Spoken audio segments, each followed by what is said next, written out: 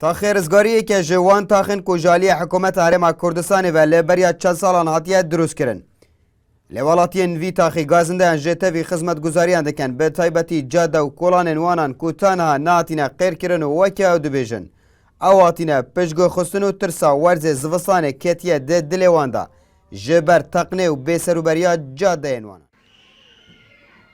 شارعیت من نباشن و بچی که متنه مدرسه همی هریه ریب خوده و اوجی بومکنه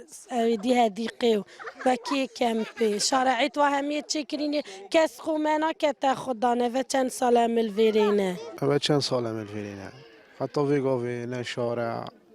نه ویدی هیچ چو خدمت گذاری نادیه کرن ساگه جوکا و ساگه شارع که بارانک بید تو نشیب در کفی گله جار طلبه نشیم چنه مدرسه من المال اگه باران بید یعنی اول چند سال عمل فیری هیچ تا چه خدمت گذاری نادیه کرن. دەم بەرداشی سەرۆکی باژێڕوانیە فەیدیە dibêjîtin bê hîç rengekê ew nehatîne piştgihxistin û kar ji bo wan hatiye kirin lêwanan zêdegavî lêser cada û kolanan kirîne. اف تاخه گلک زیدگاوی سر جاده های جاده هنه یعنی اگر تو بچی جاده کی حتی زیدگاوی سر بد لازم اولی زیدگاوی خراف کی خدان خانی راضی کی اگر تدوید بچی از خانی کی را کی خدان قبیل ناکد اگر تدوید راضی کی لازم تعویضی بدی اگر تعویض ندید لازم بشه دادگاهه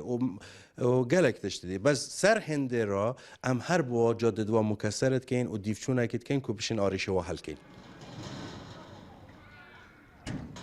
ji ber nebûna parê û durustnekirina cade û kolanên taxê rizgarî ku ser bi parêzgeha Duhok ve ye weke xelkê vî taxî dibêjin ji teqna zivistana îsal jî qurtal nebûyn. Bajarvaniya feydiyê jî dibêjîtin bedanana berên şikestî ji bo cadeyên wanan dikarîn wanan ji teqnê qurtal bikin ku tenha nêzî 9 kîlometran kar bi dumayek hatiye et niha de nikarîn van cadeyan qêr bikin.